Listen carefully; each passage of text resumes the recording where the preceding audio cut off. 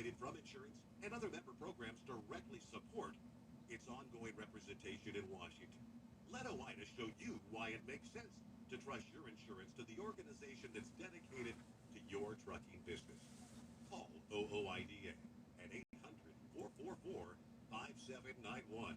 Looking for uncommon talent? Meet the grads of life. They're not the typical candidates you're used to, but they're exactly who your company needs. An ideal fit for entry-level positions, internships, and even mentorships. Go to gradsoflife.org to learn more. Brought to you by the Ad Council and gradsoflife.org. Now, the latest forecast from the 700 WLW Weather Center. A winter storm warning is in effect for all northern Kentucky counties and Claremont, Brown, Highland, and Adams counties in Ohio until 7 a.m. on Saturday.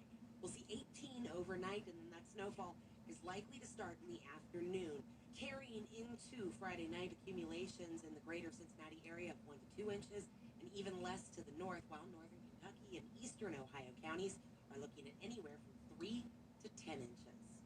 And that's the forecast from your severe weather station, 700 WLW.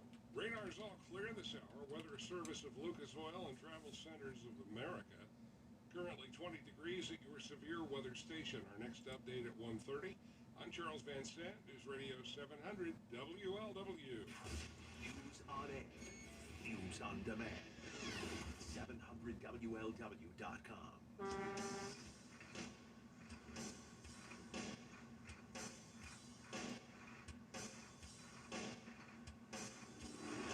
This is America's Trucker Network with Steve Summers.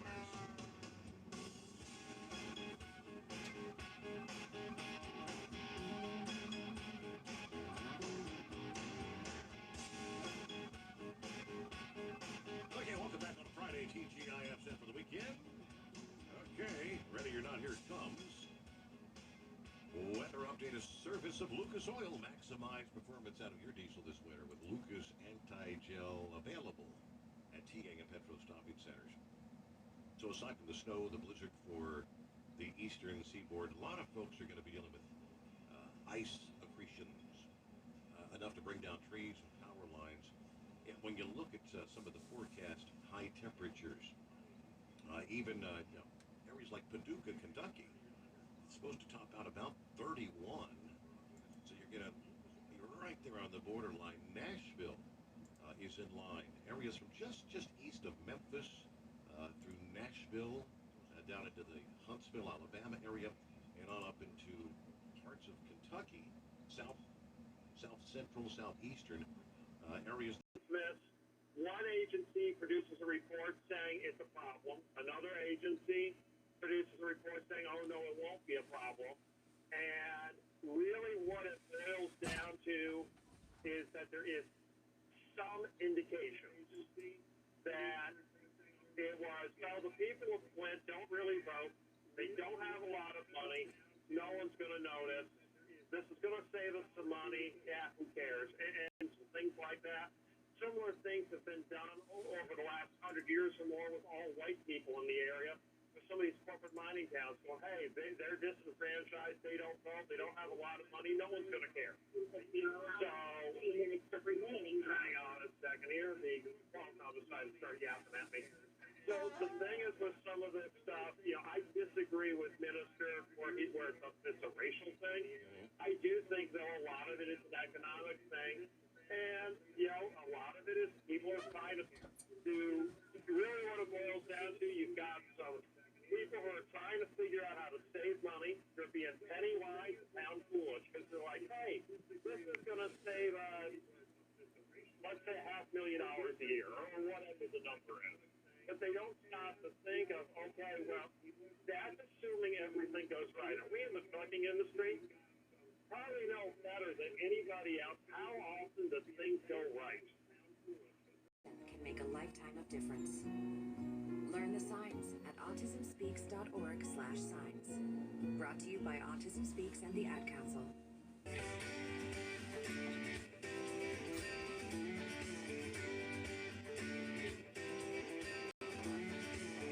There's a whole bunch of photographs uploaded out of the D.C. and surrounding areas of grocery stores. And obviously, people have been doing panic buying shelves virtually bare. In this particular photo, this is like the meat aisle. There's nothing left. I mean, all the ground beef's gone, all the chicken's gone, all the pork chop's gone, everything. Processed meat, like packaged lunch meat and whatnot, the entire shelf wiped clear. I mean, just one picture after another. Dairy cases wiped out, frozen food sections wiped out. I guess if you lose power, you can stick your frozen food outside and it'll stay frozen. But how are you going to cook it? If you don't have power, kind of difficult to nuke up your frozen pot pie or whatever. I mean, just, it's incredible. Northern Virginia grocery stores, obviously, the bread aisles and whatnot, just, some of these stores are almost like ransacked. Stuff laying all over the floors and the aisles and whatnot, where people just grabbing as much as they could get as fast as they could. All right. Toll free, it's 888-860-8785. Back to the Little Clinic listener line. Hello, Eagle. Yeah, how you doing tonight? I'm doing fine. You're in Texas, correct? You're not really worried about snow. Have you seen any of those strong storms this past day? No, I just came out of Wyoming, so I. Oh, okay. So you're not in Texas. Okay. No, I'm in Texas right now, but I'm saying I was in Wyoming a couple of days ago, and I hit some snow and ice up in that area. They had a little storm cut through there. It's not as bad as what's going on the East Coast, but I hit a little bit of bad. You know, I really it gets on Interstate 80 in Wyoming. So that was an adventure, but no, I'm glad I'm not in that way. But yeah, I got a story about that 95 corridor. These drivers that think it's a joke, you better take it serious, because I remember a couple of years ago when they had another big time storm hit that 95 area. I was coming out of Florida up Interstate 95, and the weather was good.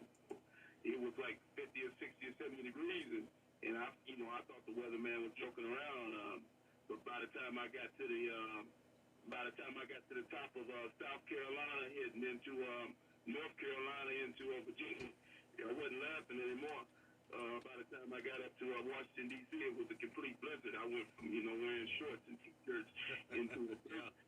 So, in North Carolina right now, in Virginia on Interstate 95, I look at the news real closely before I decided to dive on up to Washington, D.C. or Baltimore, because the weather can change on you real fast, and you find yourself trapped on the road, stuck, with no fuel in your truck or food or nothing like that. So you might want to stop it by the truck stop before you head that way and make sure everything's good. Because, like I said, these storms, I think these people kind of exaggerate now. These weather forecasters. It wasn't like that back in the 80s and stuff before they had all this, a week in advance weather stuff. So, they make these people go and raid these grocery stores and all that. Sometimes they can cause a big panic. It may not even get 2 feet of snow. You never can tell. Storm can always change. But, I think in this one, somebody's going to get 2 feet. But exactly who, that could change. But, boy, I mean, virtually all the models, they're saying, are in strong agreement, almost definitive agreement that they're going to get buried. Yeah. I wanted to say something else to you. I know I'm running short on time. I may have to get to you after the break. But, I wanted to talk to you about this situation with Donald Trump and his Sarah Palin. I really was pulling for Donald Trump, to get into the White House in 2016, but I think he might have made a mistake by putting Sarah Palin on his team, and I can give you the reasons why.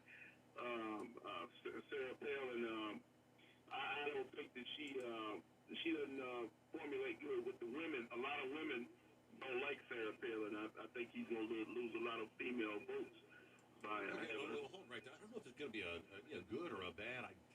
There's still a lot of people, the Tea Party conservatives, that you worship the ground Sarah Palin walks on, and obviously with Trump being kind of considered a left conservative, that's obviously why they were able to try to recruit her in. But we'll pick up there after this on America's Trucking Network. Dean Michael, the tax doctor here. Are you tired of those tax problems following you around like a dark cloud? Always in the back of your mind, losing sleep at night? Call me now and get your life back. 888-632-4506 or go to mytaxhelpmd.com. Pretending they're not there won't make them go away. The IRS isn't going to forget. They will levy your bank account and garnish your wages. Don't wait for that to happen. I'm not telling you these things to scare you. I'm telling you so you can benefit from my years of experience. Now is the time to act. 888-632-4506. It's not a rite of passage or just part of growing up. Bullying has no place in Ohio schools. I'm Becky Higgins, president of the Ohio Education Association. Adults have the power to stop bullying.